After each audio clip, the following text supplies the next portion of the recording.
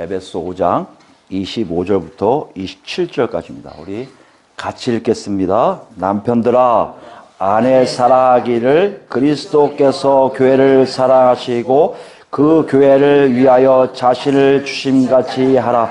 이는 곧 물로 씻어 말씀으로 깨끗하게 하사 거룩하게 하시고 자기 앞에 영광스러운 교회로 세우사 기나 주름 잡힌 것이나 이런 것들이 없이 거룩하고 흠이 없게 하려 하심이라. 아멘. 지난 시간에 우리가 빛의 자녀들로서 우리가 성령으로 채워짐을 어떻게 증거할 수 있는가를 볼 때 어디에 이제 축소됐죠? 가족 안이었습니다. 가족 안에서도 확인할 수 있다는 것이죠. 먼저 누구에게 했습니까? 아내들이에요. 아내들이 어떻게 할 때 성령으로 채워짐의 증거가 된다고 했습니까? 남편들을 먼저 인정하고, 그죠? 존중할 뿐만 아니라 배려하고 사랑하면 그 안에 성령으로 채워짐의 증거가 된다고 했습니다. 이것은 그냥 된다는 게 아니에요. 남편이 나한테 잘해줄 때만요? 그게 아니죠. 그분이 뭐요? 하나님 나라의 질서에서 나의 영적인 책임을 지는 사람이기 때문에 복종하는 것이고, 그것은 어떻게 된다고요? 그리스도를 구주로 영접할 때, 구주와의 관계가 됐을 때만 가능하다는 것을 우리 알아보았습니다. 여러분 한 주가 어땠습니까? 우리 설날도 가까워졌고 정말 가족끼리 이제 모일 텐데 지난주뿐만 아니라 이번 주도 한번 계속해 주시면 관찰하시면 알겠지만 가족 안에 정말 이런 사랑, 이런 복종, 이런 서로 배려함이 있는지를 확인하셔야 돼. 여러분 스스로가 아니라 성령에 의해서 그리스도께서 함께 하심으로 나도 모르게 나오는 그런 배려가, 사랑이, 복종이 있는지를 확인한 한 주가 되기를 바랍니다. 또 지난주도 그렇게 되기를 바랬고요. 뭘 얘기하고 있습니까? 바울 사도는요, 하나님의 자녀들이라면 가장 친근한 가족들 안에서, 가족 공동체 안에서 뭐가 나타나는 거예요? 독특한, 하나님만이 알 수 있는 독특한 증거들을 갖고 있어야 된다고 말하고 있습니다. 오늘은 좀 더 들어갑니다. 오늘 보시면 알겠지만 25절 누구에게 얘기해요? 남편들아 라고 되어 있죠. 지난 시간에 아내들아의 상대예요, 상대. 아내의 상대인 남편들하고 얘기했어요. 그러니까 남편들도 오늘 본문, 물론 남편들뿐만 아니라 우리에게 전체적으로 일반적으로 주어진 것도 있지만 특히 남편 되시는 분들은 오늘 이 말씀을 통해서 내가 성령으로 채워지고 있는지 아닌지를 확인할 수 있다는 것이에요. 누구를 통해서요? 아내를 통해서. 아내에게 내가 뭘 할 때 여기 명령이 나오고 있죠. 뭐라고 되어 있습니까? 아내를 사랑하라고 되어 있어요. 사랑하기에 되어 있는데 원래 명령이에요. 아내를 사랑하라. 그러니까 아내를 사랑하면 뭐가 된다? 내 안에 성령으로 채워짐 역사를 네가 체험하게 될 거라는 것이에요. 사랑하라. 이건 무슨 말입니까? 우리가 감정적인 것을 주로 얘기하는데 감정적인 것뿐만 아니라 뭘 얘기해요? 몸과 마음, 뜻까지 다한 전 인격적인 반응이에요. 내 안에 갖고 있는 감정으로만 주는 것이 아니라 내 안에 의지적이고 여기에 있는 모든 마음과 뜻이 나타나는 전 인격적인 반응이 뭐다? 사랑하는 거예요. 또 기가 막힌 것은요, 사랑하는 건요, 상대방이 알까요? 모를까요? 알죠. 상대방이 아는 반응이에요. 이걸 하라는 거예요. 아내를 그렇게 사랑하라는 거예요. 전인격적으로 반응하라는 거예요. 우리가 아내를 사랑하라 그러면 요즘 우리 남편들에게는 좀 익숙할 겁니다. 많은 사회적인 그 흐름이 TV나 여러 가지 매체를 통해서 아내를 사랑하는 법을 얘기를 해요. 그죠? 그래서 조금 익숙하다고 생각할 수 있어요. 근데 그 당시로 가면요, 남편들에게 이걸 얘기하면 굉장히 낯설어요. 왜 낯설면 쭉 조사한 거 보면요, 글로 남겨진 것 중에 남편들아 아내를 사랑하라는 내용이 하나도 없어요. 아내들아 남편에게 복종하라는 말하도요, 남편들아 아내를 사랑해야 한다고 얘기하는 사람들은 아무도 없었어요. 그러니까 남편들은 지난 시간에 얘기했지만 가부장적인 위치에서 모든 것을 좌지우지할 수 있기 때문에 그런 사랑을 해야 된다는 것이 불필요할 수도 있었습니다. 그런 사람들이 교회 안에 왔을 때 바울 사도 같은 이 가르침을 통해서 예수를 영접했을 때 뭐하라? 아내를 사랑하라 그러면 되게 낯선 거예요. 어떻게 하는 거지? 굉장히 적용하기가 어려웠을 거예요. 현대는 마찬가지 아닐까요? 현대는 물론 많은 매체를 통해서 우리가 알고 있지만 실제적으로 그것이 아내를 사랑하는 걸까 생각을 볼 때 있어요. 뭐 아내가 생각하기 원하는 뭐 기념일을 기억해 준다든지, 아내 뭐 생일날 뭐 결혼 기념일을 기억한다든지, 뭐 이벤트를 한다든지, 아니면 집안일을 도와준다든지 뭐 이런 여러 가지가 있단 말이에요. 그걸 하고 서로 얘기를 나누고 뭐 포도주를 마시고 뭐 이런 얘기를 사회적으로 많이 얘기하는데 그럼에도 불구하고 남편들 입장뿐만 아니라 세상에서 얘기할 때 사랑이 부족하다는 얘기를 많이 하고 있거든요. 그러니까 사랑이 뭔지를 몰라서 얘기할 수 있다는 것이에요. 그런 의미 볼 때 오늘 본문은 하나님 우리에게 성경적으로 아내를 사랑하는 것뿐만 아니라 사랑하는 것이 무엇인가를 보여주고 있다는 것이에요. 오늘 여러분과 제가 물론 남편들은 더 유심히 봐야 되겠지만 그렇지 않은 나머지 분들도 뭐요? 열심히 사랑이 이런 거구나. 정말 내 안에서 어떻게 일어나는 거구나 확인하는 시간 되기를 원합니다. 여기 보시면 알겠지만요. 아내 사랑하기를 25절 보면 그리스도께서 교회를 사랑하시고 라고 되어 있어요. 누구를 지금 모델 삼으라는 얘기예요? 세상의 흐름이 아니에요. 그러니까 예수 믿는 사람들은요, 어떻게 보면 세상적으로 흘러갔고 남편이 나에게 이걸 해줘서 기뻤다, 남편이 이거 안 해줘서 화난다, 이게 아니에요. 누구를 모델 삼으라는 거예요? 그리스도를 모델 삼으라는 거예요. 그리스도. 그리스도가 어떻게 하셨다고요? 교회를 사랑하셨어요. 교회를 사랑했다는 얘기를 한다는 얘기는 사실 굉장히 객관적으로 뭐 A라는 사람이 A라는 사람 뭐 아내를 사랑하는 게 나하고 무슨 관계야? 관계가 없을 수 있어요. 제3자들이니까. 근데 여기에 누가 있어요? 교회는요. 나하고 내 아내가 포함되는 구성원들이 포함되는 공동체예요. 다시 얘기하면 그리스도가 교회를 사랑했다는 얘기는 내가 남편인 나, 아내인 그녀 다 뭐요? 경험하고 있어야 된다는 얘기예요. 그리스도께서 너희를 사랑하고 있는 것을 경험하고 있을 때 네가 진정으로 뭐 한다고요? 아내를 사랑할 수가 있다는 것이에요. 이 질문을 거꾸로 하면 이렇게 얘기하고 있다는 거예요. 남편들아, 아내를 사랑하라 거꾸로 하면 남편들아, 너 정말 그리스도께서 너희를, 교회를 포함하는데 교회 중에 너희를 사랑하고 있는 것을 아느냐라는 질문이에요. 여러분 정말 그걸 느끼고 계십니까? 느끼고 계시다면요, 그렇게 사랑할 거예요. 누굴요? 내 아내를. 좀 더 나가면 내 자녀들을. 좀 더 나가면요, 내 이웃들을. 좀 더 나가면요, 공동체 안에 있는 사람들을 다 그렇게 사랑하고 있을 것이라는 얘기예요. 여러분 한번 생각해 보세요. 스스로가 뭐 이건 뭐 문답식으로 갖고 체크 혼자 하시면 돼요. 저한테 안 해도 됩니다. 손 안 들어도 돼요. 여러분 스스로 한번 생각해 보세요. 내가 지금 그리스도의 사랑을 경험하고 있는가? 하는 것 같은데 아닌 것 같기도 하고. 그럼 그리스도 사랑이 어떻게 나타나는지를 바울 사도는 더 자세하게 풀고 있어요. 사랑하시고, 그 다음 엔드예요. 그 다음 뭐요? 그 교회를 위하여 자신을 주심같이 하라.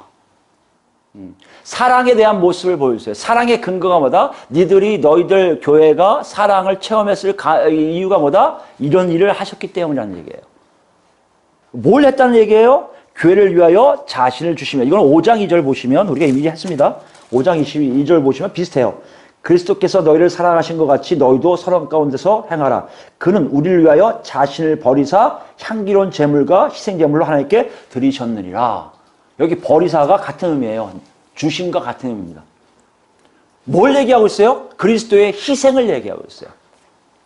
그리스도의 희생이 사랑의 근거라는 거예요.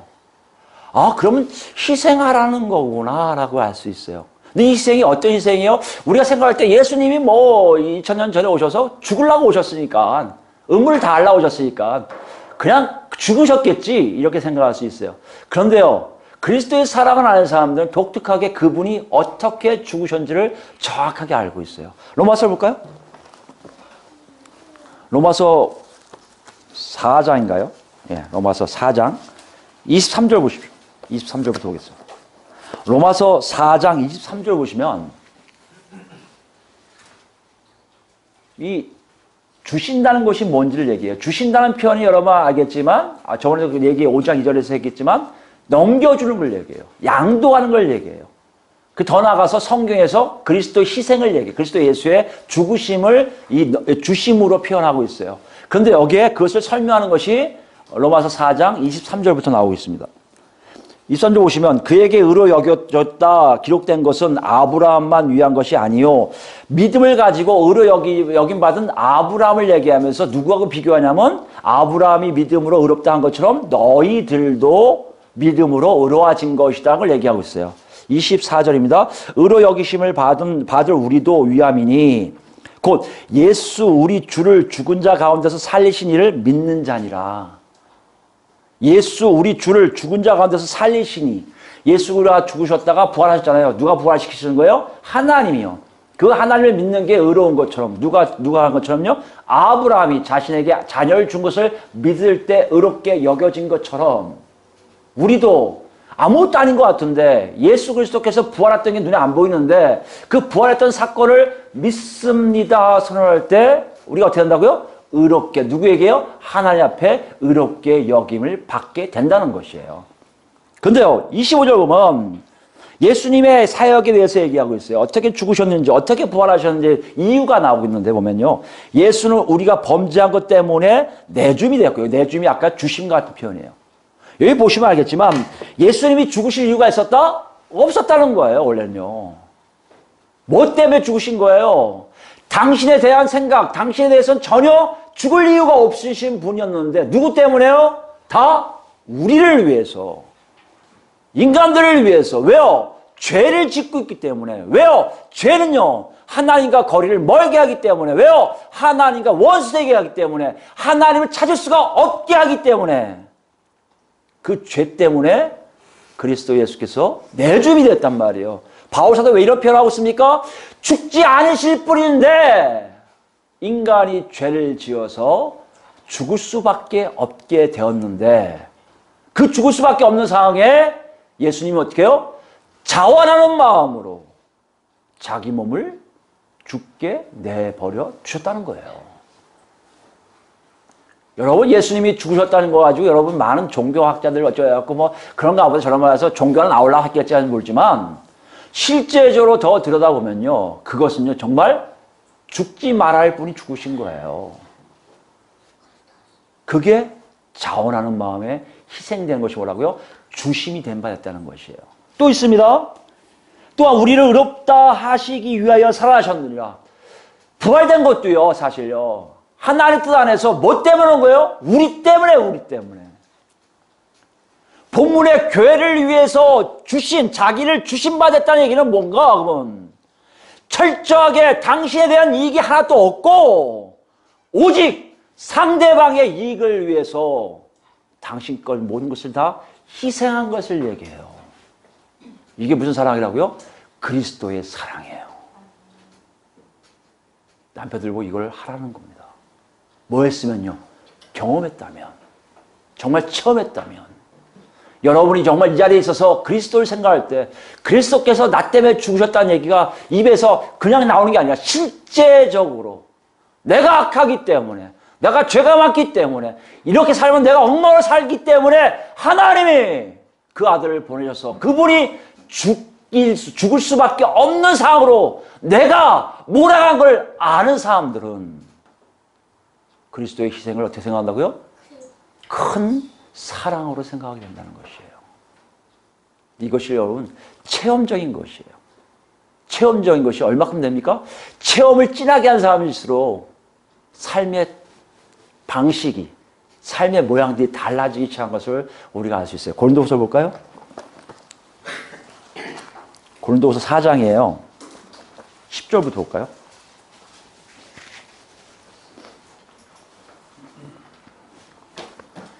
우리라는 것은 사도 바울 일행들이에요. 4장 10절입니다. 고린도후서 4장 10절. 우리가 항상 예수의 죽음을 몸에 짊어짐은, 이게 얘기가 여러분 어떤 의미인지 이해되시겠죠? 이제요? 예수 그리스도께서 바울 일행들의 각자에게 뭐요? 나 때문에 죽으셨어. 나를 살리시려고, 나를 하나님 만나게 하시려고 죽으셨어. 라는 것을 아는 사람들 뭐요? 그 죽음을 짊어진다는 것이에요. 그와 연관이 있다는 것이에요. 여러분, 이게 사랑을 느끼는 방법 중 하나예요. 예수의 생명이 또한 우리 몸에 나타나게 하려 함이라. 짊어지니까 어떠냐요? 부활도 온전히 내 안에서 생명으로 역사한다는 것이에요. 사랑은 두 가지가 있어요. 나 때문에 죽으신 분 때문에 내가 또 살아나는 거예요. 죽었다 살아나는 역사가 내 안에서 일어나는 것은 실제로 내가 한 게 아니라 내가 하지 않아야 될, 내가 하지 않을 죄 때문에 어떤 다른 분이 대신해서 그렇게 죽었다가 부활하시니까 내가 그렇게 된 거를 아는 거예요. 이게 예수 믿는 거예요. 이게 그리스도의 사랑을 아는 사람들의 고백이에요. 근데 이런 사람들 반응을 보세요. 11절입니다. 우리 살아있는 자가 항상 예수를 위하여 죽음에 넘겨짐은, 보세요. 본인들도요, 예수를 위해서 당한다고요? 죽음에 넘겨진대요. 그런 삶을 사는 거예요. 사도 일행들도 죽음에 이렇게 넘겨지듯이 자기가 넘겨지는 게 똑같이 예수처럼. 왜요? 예수의 생명이 또한 우리 죽을 육체에 나타나게 하려 함이라. 그런데 사망은 우리 안에서 역사하고 생명은 너희 안에서 역사하니라. 무슨 말씀이에요? 예수님에 의해서 죽었다가 살아난 것을 아는 사람들은 내 삶이 다른 사람들을 위해서 내 목숨도 예수님처럼 넘겨지게 한다는 것이에요. 고린도 교인들한테 얘기하는 거예요. 사도 바울 일행들이.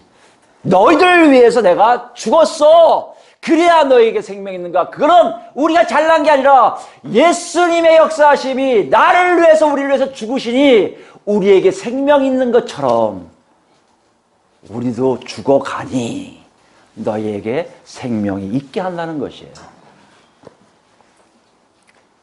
13절입니다. 기록된 바 내가 믿었으므로 말하였다 한 것 같이 우리가 같은 믿음의 마음을 가졌으니 우리도 믿었으므로 또한 말하노라. 주 예수를 다시 살리시니가 예수와 함께 우리도 다시 살리사 너희와 함께 그 앞에 서게 하실 줄을 아노라. 똑같은 거예요. 예수님이 쓰듯이 예수님이 쓰면 우리도 쓰고요. 우리도 쓰면 또요. 내가 내 목숨을 버려 살린 사람들도 같이 서게 되었다는 것이요. 이 질서를 잘 기억하셔야 됩니다. 이게 사랑하는 거예요.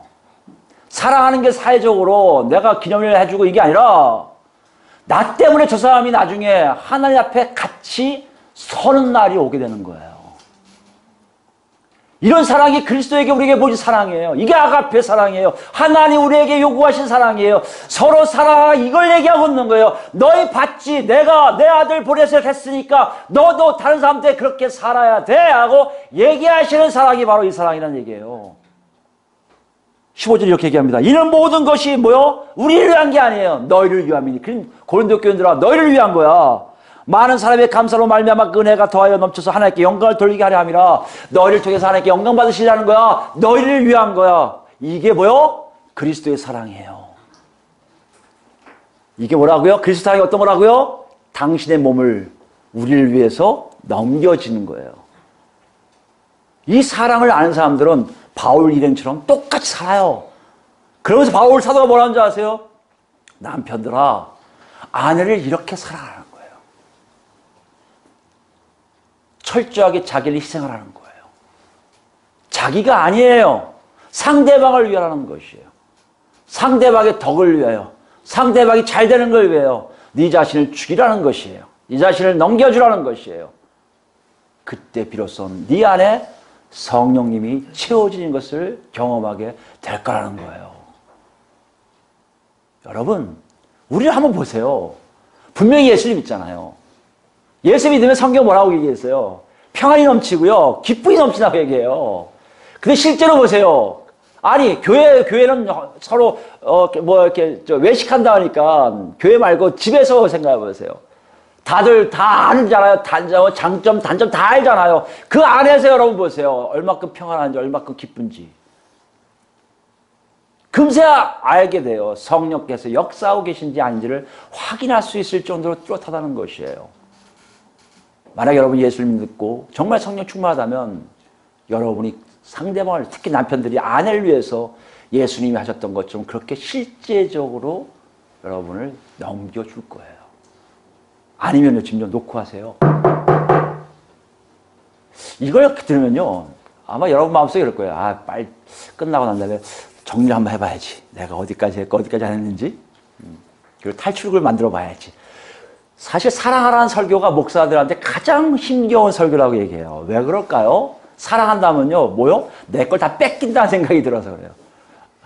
무조건 요구하자. 목사가 사랑 얘기했어. 너 두고 봐, 이제. 목사님 사랑하죠? 주세요. 주세요. 하거든요. 그러면 목사는 줘야 된다고 생각하기 때문에 안 하려고 할 수도 있어요. 많은 사람들 마찬가지. 이게 사회적 흐름 속의 사랑이에요.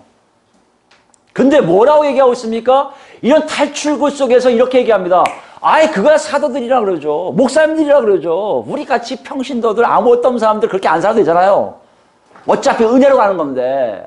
의뢰받아서 그냥 가면 되는 거지. 뭐 천국 가면 되지. 그렇게까지 살 필요가 있어요? 근데요, 그것이 아니라는 것을 오늘 바울 사도가 얘기해요. 왜 이렇게 꼭 되어야 되는지, 사도 이den처럼 왜 넘겨짐의 삶을 계속 살아야 되는지를 우리에게 분명하게 보여주고 있다는 것이에요. 여기에도 여러분이 해당이 되는지 확인하실 때, 아, 내가 지금 뭔가를 잘못하고 있구나 확인할 수 있을 거라고 생각합니다. 다시 본문 올까요?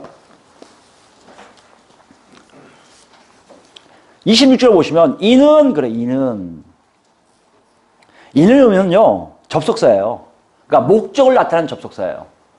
왜 예수 그리스도께서 이렇게 희생하셨느냐? 그 목적은 다음과 같은 것이에요. 역으로 얘기하면요, 26절은 예수 그리스도의 희생이 사실이면, 실제적으로 일어났다면, 지금 이것 26절도 실제적으로 일어나고 있는 사건이라는 것이에요. 이것 때문에 하셨으니까. 27절도 마찬가지고요. 26절, 27절 다 예수 그리스도의 희생이 하는 목적이에요. 이것이 분명히 2000년 전에 희생하셨다가 부활승천하셨던 것이 과거형으로 딱 역사적으로 나오기 때문에 26절 말씀도 실제적으로 우리 안에 존재하고 있음을 바울사도는 얘기하고 있단 말이에요. 뭘 얘기하고 있습니까? 내가 분명히 예수를 믿는 건 확실한데 저 마누라는 사랑하고 싶지가 않아. 저 자신놈이 미워져. 이런 뭐예요? 여러분 죄송하지만 이런 사랑의 현재형으로 가고 있지 않다는 것이에요. 그리스도의 사랑의 여파가, 효과가 지금은 단절됐다는 것이에요. 뭔지 모르지만, 어떤 이유에서인지 모르지만 단절되어 있음을 지금 얘기하고 있다는 것이에요.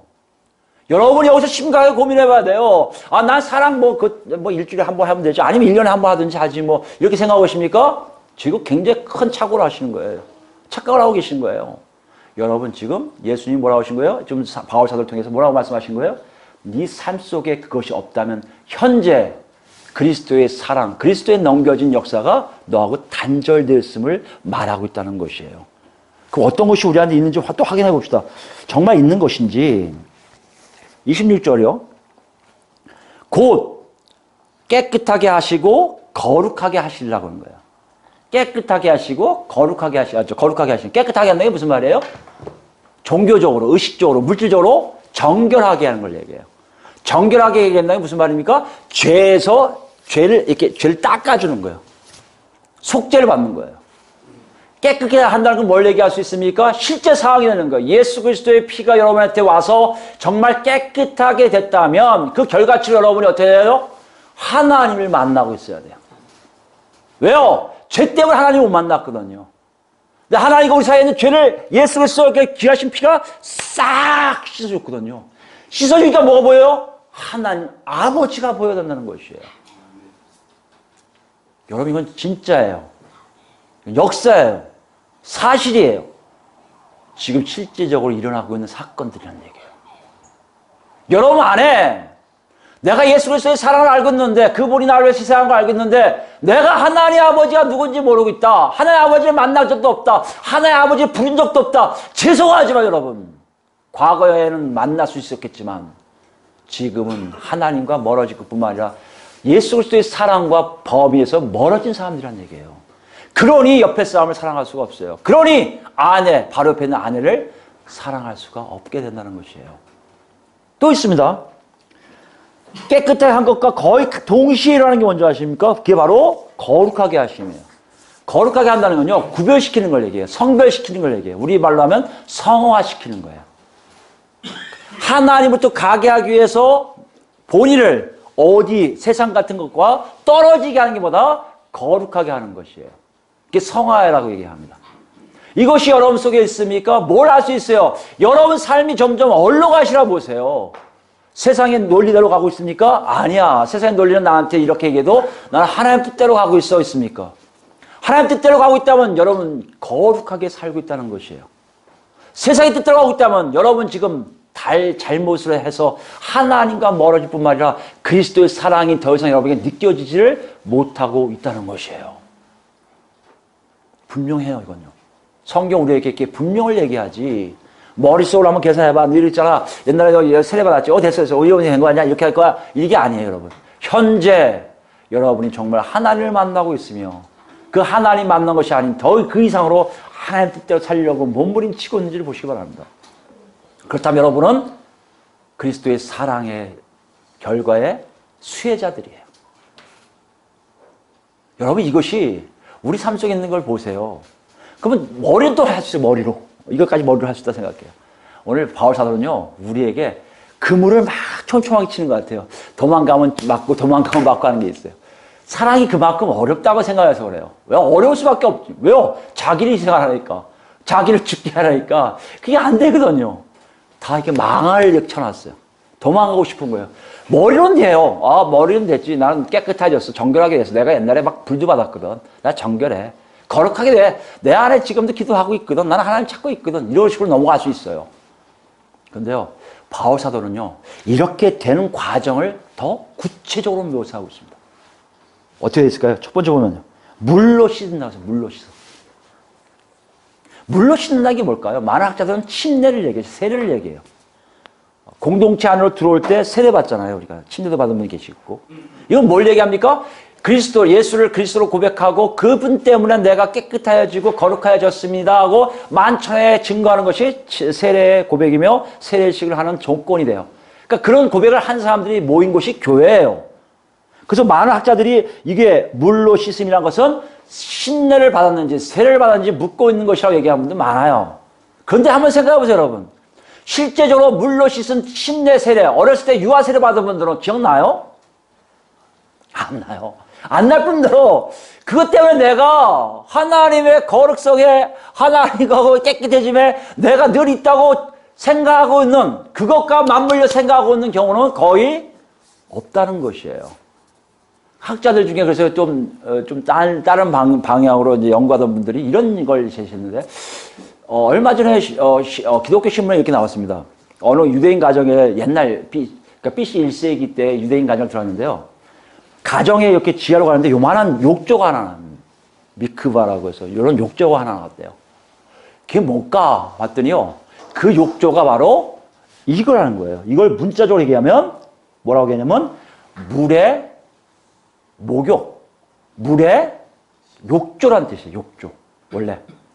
씻음이. 그러니까 우리 여기에 왜 욕조 있는 거죠? 그 욕조를 얘기하는 단어일 수도 있어요. 물론 학자들은 이건 씻는 것 자체를 강조한 것이지 지구를 강조한 것이 아니라고 얘기합니다만 실제로 문자로 얘기하면 이렇게 될 수 있어요. 물의 욕조, 물의 목욕 이렇게 될 수 있다는 얘기예요. 근데 실제로 미크바라는 것이 발견됐는데 그게 어디에 쓰였나 보니까요.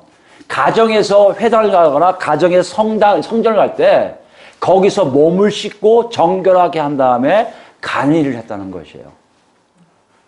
바울 사도가 이걸 알았다면 이 문장은 대단히 뭐요? 실제적이었을 것이라는 거예요. 일상생활에 있었을 것이라는 얘기예요. 그렇게 주장하는 학자도 있는데 반론이 뭐예요, 여러분? 여러분 한번 선택해 보세요. 친절하거나. 반론은 뭐냐면 우리는 정결의식 할 필요가 없어요, 더 이상. 우리는 왜요? 예수를 믿음으로부터 율법에서 이제 벗어났기 때문에 더 이상 정결의식을 할 이유가 없게 돼요. 왜요? 우리 안에 이미 성령님이 계시기 때문에. 그래서 마지막으로 어떻게 했냐? 이 물의 목욕을 어떤 식으로 받느냐? 문명 안에서 연구하는 사람들이 생긴 거예요. 문명 안에서 어떻게 연구하냐면 이 문명이 지금 뭐에 대해서 얘기해요? 가정도 남편과 아내를 얘기했단 말이에요. 그래서 결혼 풍습에 대해서 생각하기 시작했어요. 결혼 풍습 생각하니까요. 이건 뭐에 해당되냐면 신부의 목욕이에요. 신부 목욕. 신부 목욕이 뭐냐면 결혼식 하기 전에 신부가 자기를 치장하는 거예요. 남편을 위해서 목욕을 깨끗하게 정결하게 하고 하는 행위예요. 이게 왜 중요합니까? 바로 하면 되지. 왜 중요합니까? 유대인들의 결혼 풍습을 보면 이것이 굉장히 의미가 있다고 볼 수가 있어요. 어떤 의미가 있을까? 옛날에 유대인들은요. 그냥 만나서 우리 결혼합시다. 그래 알았어요. 반지 하나 가져와요. 반지도 여러분 알죠? 로마 시대 때 그 복종을 강조하는 의미래요. 여러분. 앞으로 반지 안 하실 것 같은데? 이 반지 껴주니까 너 내한테 복종해야 돼 하고 껴주는 거래요. 그래서 거기에 끼는 이유가 있다고 하더라고요. 하여튼 그런 의미가 있는데 그거 안 해요. 그거 안 하고 어떤 식이냐면 유대인들은 포도주를 하나 들고 와요. 포도주를 딱 들고 와서 자기가 결혼할 여자를 찾는 거예요. 찾아야 못 찾아요. 찾겠죠. 찾으면 증인들을 막 데려가요. 데려가서 포도주를 따라서 나 당신하고 결혼하고 싶어 하고 포도주를 쫙 주면 그 여자가 딱 보고 신랑감으로 마음에 들면 어떻게 해요? 그걸 마셔요. 마시면 어떻게 되는 겁니까? 그때 바로 증인들 앞에서 약혼이 되는 거예요. 근데 이 약혼이 아무 의미가 없는 게 아니라 실제적인 정식적인 부부로 인정이 돼요. 실제적인 정식적인 부부가 인정이 되니까 그때부터 결혼식 하는 축제의 날까지 이때는 누가 정하냐면 나중에 또 말씀드리지만 신랑 아버지가 정해요. 신랑이 정말 똑똑한지 정말 먹여 살릴 수 있는 능력이 있는지 확인한 다음에 우리 아들은 먹여 살릴 수 있어. 오케이 며칠 날 결혼해. 딱 윤호죠 말아요. 황제의 윤호처럼 아버지의 윤호가 떨어지면 가서 데려오는 게 이제 그 결혼식 하는 겁니다. 그 전이에요. 그 기간 동안에 신랑하고 신부는요 떨어져 살아야 돼요. 떨어져 사는데 어떤 일을 합니까? 신부는요 떨어져 살지만 그때부터 자기를 깨끗하게 하고요 보호하고요 누굴 위해서요? 신랑 한 사람을 위해서 모든 일을 다 조치를 취해야 돼요. 이걸 그대로 가져왔다는 것이에요. 지금 바울 사도가 뭘 얘기하고 있습니까? 예수님이 오셔서 우리를 어떻게 하는 거예요? 포도주를 주신 거예요. 우리를 놓고 하시는 거예요. 문정아, 나 너하고 진짜 너 구원하고 싶어. 그때 하는 거예요. 맞습니다. 복종하겠습니다. 마시는 거예요. 우리가 뭐요?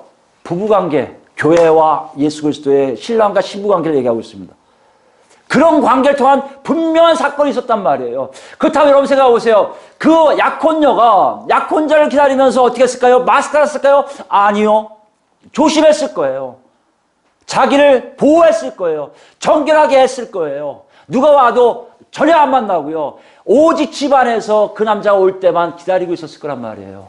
그 삶을 지금 얘기하고 있는 거예요. 물로 씻었다는 얘기는, 물에 목욕을 하고 있었다는 얘기는 결혼 준비를 하고 있는 신부처럼 너희 삶에 예수님이 오실 때까지, 예수님이 이 땅에 오실 때까지 너희 삶의 진정 신랑을 여기요 신부로서 너희를 온전히 보호하고 정결하고 있는지를 확인하라는 것이에요. 그런 사람들만이 죄에서 멀어지고 거룩하게 분리된 삶을 살 수밖에 없음을 바울 사도는 우리에게 제시하고 있다는 것이에요. 여러분 어떻습니까? 정말 예수님 오셔서 여러분에게 잔 주셨어요? 나 너하고 결혼하고 싶어. 넌 내 백성 되고 싶어. 난 너를 내 백성으로 만들 거야. 아니 내 제자로 만들 거야. 여러분 노크소리 들으셨습니까? 그게 뭐예요? 거듭남이에요. 거듭남 체험이 있다면 여러분 어떻게 합니까? 그 거듭남이 여러분 안에서 살아서 역사하면서 분명히 여러분이 스스로 보호하기 시작할 거란 말이에요. 현재형이에요 여러분. 과거형이 아니에요. 신부를 봐라. 약혼한 신부를 봐라. 과거형이든 아니다. 지금 목욕하면서 신랑을 기다리고 있을 것이라는 얘기예요. 요한일서 볼까요? 이걸 이렇게 표현하고 있습니다. 요한사도는 2장 27절부터 볼까요?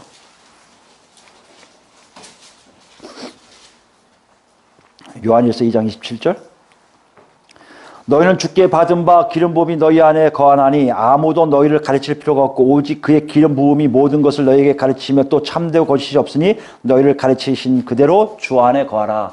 성령을 통해서 주 안에 거하는 삶을 가지라는 얘기예요. 이게 뭘 얘기합니까? 내가 예수님과 관계에 있음을 아는 사람들만의 취하는 삶의 모습이에요. 그런 사람들만 뭘 느낀다고요?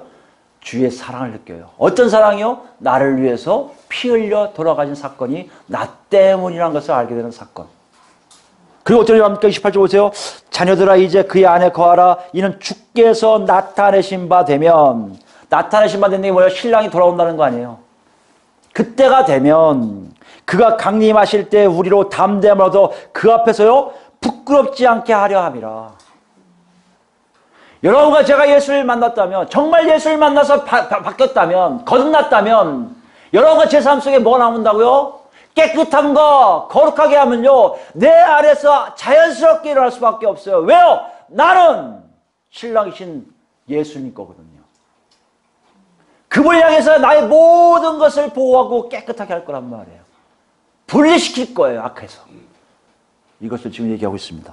29절입니다. 너희가 그가 의로우신 줄 알면 의를 행하는 자마다 그에게서 난 줄을 알리라. 예수님이 누구신지 알면요 그대로 살려고 내 안에서 역사가 일어난다는 얘기예요. 여러분 예수 믿는 건요 실제예요. 예수 믿는 건요 어떤 형식이 아니에요. 그냥 이런 대로 저런 대로 해서 뭐 몇 시에 만나서 어떻게 해서 이거 아니에요. 여러분과 제 안에서 고백이 동일한 고백이 나와요. 예수님이 나한테 오셔서 포도주를 주신 그날, 날 위해서 모든 걸 주신 그날 나는 그분에 사로잡혀 지금도 그분이 오시는 것만 기다리고 있습니다는 고백이에요. 이걸 또 요한일서 3장 보면 더 자세하게 얘기 나와요. 3장 3절 볼까요? 주를 향하여 이 소망을 간 자마다 그의 깨끗하심과 같이 자기를 깨끗하게 하느니라.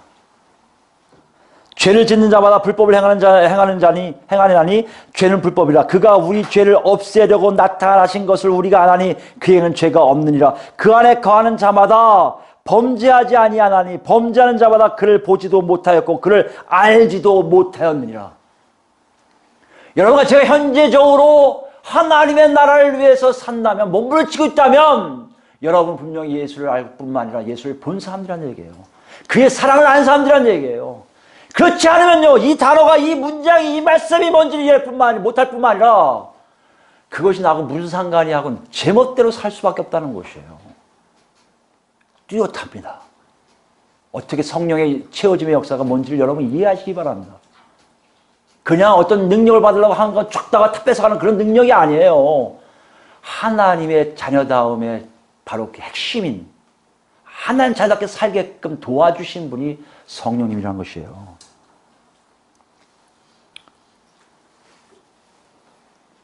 네, 이거 나중에 여러분 읽어보시기 바랍니다. 여기서 나오는 거지, 우리가 볼 때는요, 실제적으로 우리 삶 속에 이것이 있다고 생각을 해요. 근데 중요한 게 뭔지 아십니까? 이건 신부들이 자기가 모욕을 하잖아요. 근데 오늘 본문을 보면요, 본문 다시 오시면요, 물로 씻어 말씀으로 깨끗하게 하사 거룩하게 하시고 해서 깨끗하게 하시고 거룩하게 하시고 물로 씻겨주시는 모든 주체가요, 신부가 아니에요. 이게 바울사도가 우리에게 주는 놀라운 비밀이에요. 신부가 했다면요, 그럼 우리의 의가 될 수 있어요. 내가 그만큼 노력했는데 뭐 하시는 거예요? 나 다 했는데 왜 안 오세요? 이렇게 할 수 있어요. 그런데 이건 그게 아니에요. 누가 하셨다는 거예요? 예수님이 직접 신부들을 씻겨 주신다는 것이에요. 이게 놀라운 사실이에요.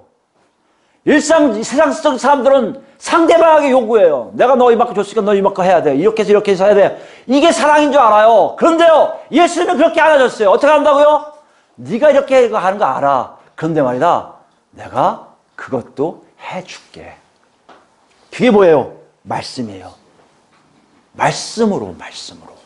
여기 말씀으로는요, 로고스가 아니에요. 우리가 알아요. 레마. 말 되어진 말씀이라는 얘기예요. 예수님과 하나님이 행하신 말씀을 이 말씀으로 얘기해요. 뭘 얘기합니까? 이미 사람들에게, 백성들에게 하나님 나라의 법을 알려주신 말씀들이 이미 복음으로 다 증거되고 있는 그 말씀들에 의해서 너희가 어떻게 한다고요? 물로 씻김의 현장에 그대로 있음을 알게 된다는 것이에요.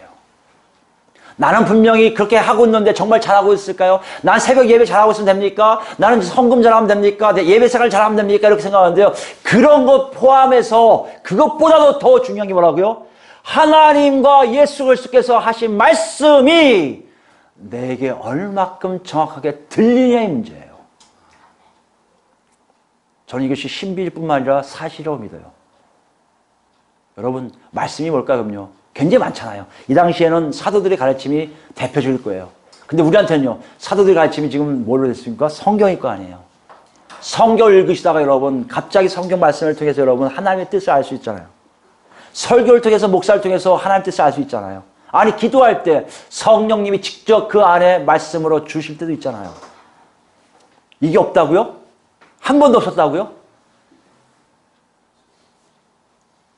노크 소리예요. 너 정말 나 믿는 거 맞니? 내 신부된 거 맞아? 여러분, 이것은 실제 상황이에요. 이것이 실제적으로 일어날 때 그 말씀에 의해서 주어진 말씀들을 누가 기억나게 한다고 했습니까? 성령님이 오시면, 너에게 보혜사 성령님이 가시면 너에게 모든 걸 가르쳐 줄 뿐만 아니라 내가 내게 분부한 모든 것을 생각나게 하시라. 예수님이 말씀하신 거예요. 성령님이 오셔서 우리에게 생각나게 하세요. 예수님 말씀이 뭔지를 생각나게 하세요. 아무개야, 그렇게 살면 안 되는데, 아무개야, 그건 옳지 않은데, 아무개야, 네가 이렇게 하는 거 이렇게 사는데, 그런 역사도 있을 거예요. 성령에서 기록된 이 말씀도 실제로 이렇게 읽으면서 설교 들으면서 성경 공부하면서 하는 것도 분명히 있을 겁니다. 중요한 게 뭐예요? 그것이 나한테 정말 레마로 말씀되어진 말씀을 쏙 들어옵니까?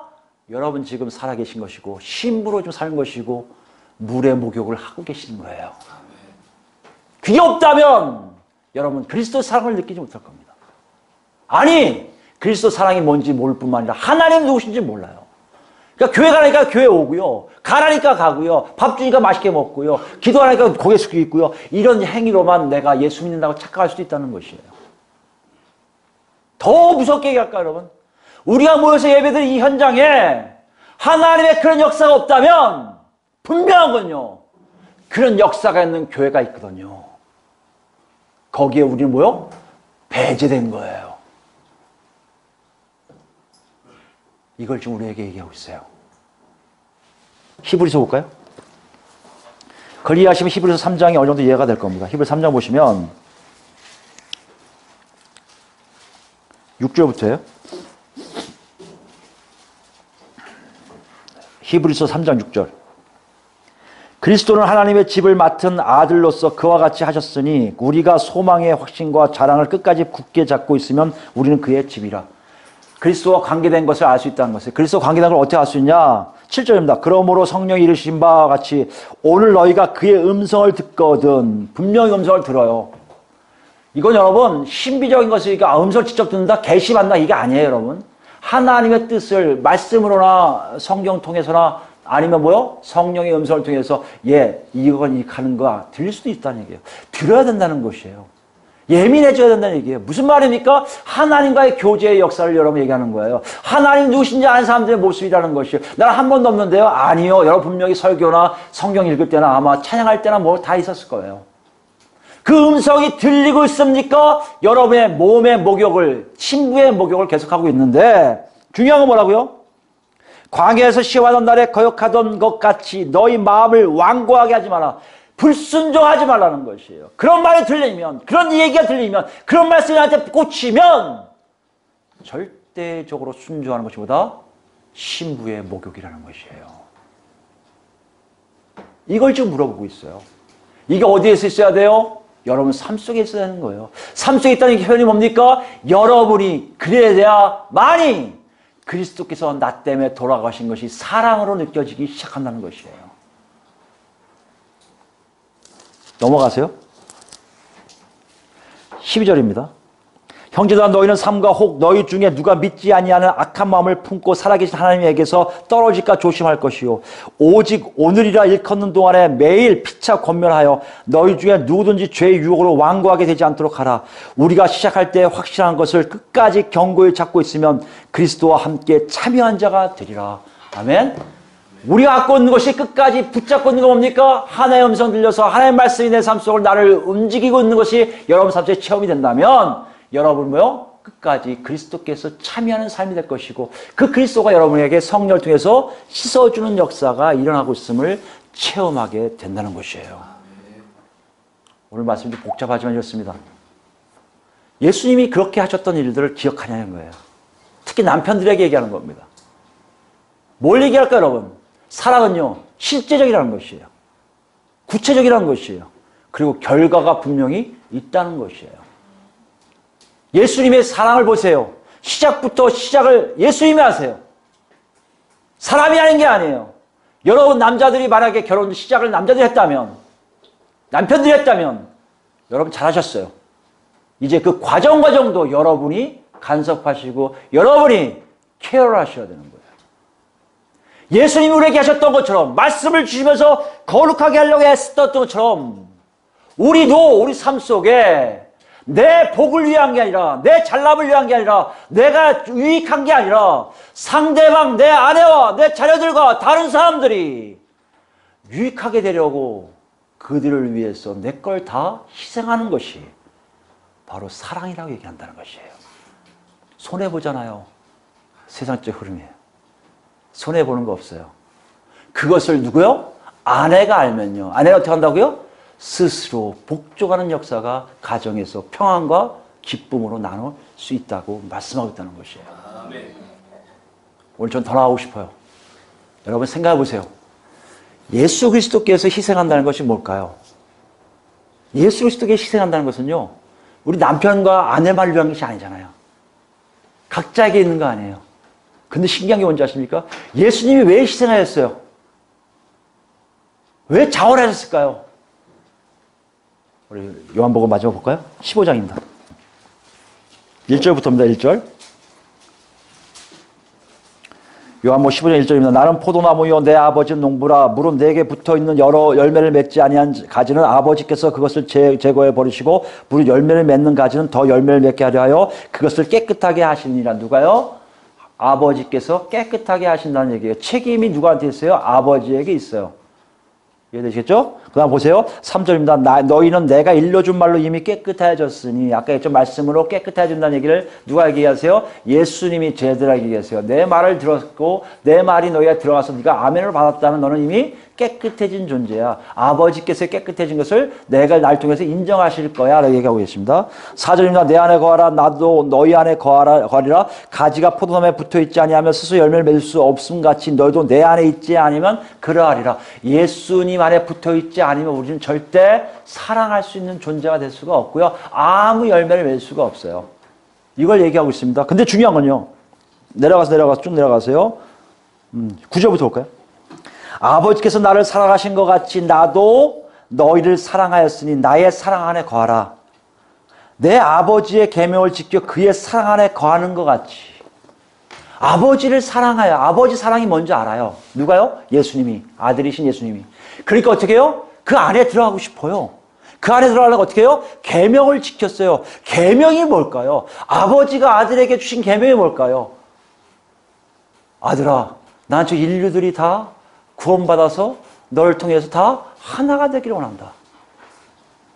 그 말씀이 분명히 예수 그리스도 안에 있었을 거예요. 예수가 계명을 지키는 건 뭘까요? 그 아버지 뜻을 수행하는 거예요. 아버지 뜻을 왜 수행해야 돼요? 아버지가 나를 사랑하는 것을 너무나 잘 알고 있기 때문에요. 내려갈까요? 내가 이것을 너에게 이르면 내 기쁨이 너희 안에서 있어 너희 기쁨을 충만하게 하려 함이라. 내 계명은 나중에 얘기할게요. 13절입니다. 사람이 친구를 위하여 자기 목숨을 버리면 이보다 더 큰 사랑이 없나니 너희는 내가 명한 대로 행하면 곧 나의 친구라. 무슨 말씀하고 계세요? 사람을 위해서 희생하는 것 자체가 누구 때문에 한다고요?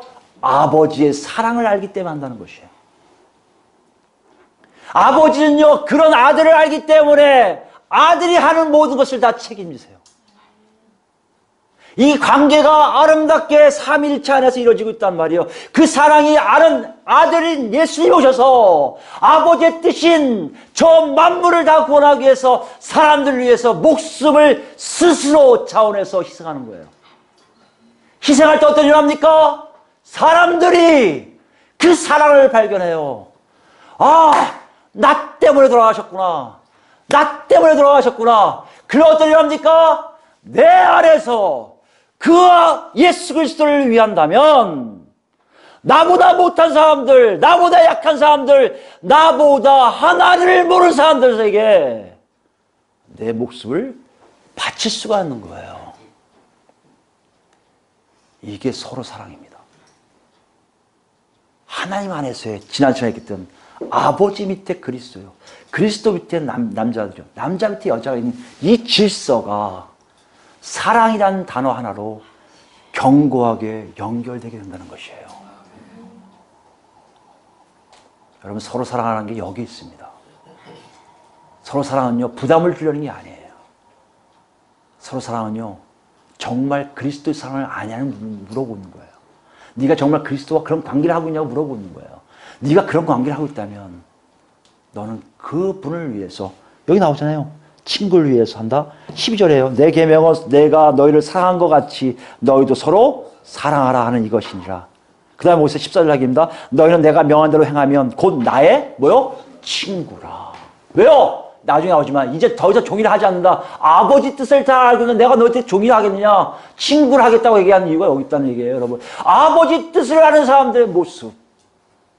그 실제적으로 가정에서 남편들이 그 질서 아래에서 하나님의 뜻을 알 때, 예수님이 당신들을 위해서 희생한 것을 알 때, 내 삶 속에 진정으로 내 아내와 내 자녀들의 영적인 복을 위하여, 영적인 삶을 위하여, 그들이 잘 돼서 하나님 앞에 온전히 서길 위하여 내 삶을 포기하고 내 삶을 넘겨준 삶이 있다면 그 가정에 뭐가 있다고요? 성령으로 채워지는 평강과 기쁨이 있다는 것이에요. 이 놀라운 현장에 우리 모두 있기를 예수 그리스도로 축원드립니다.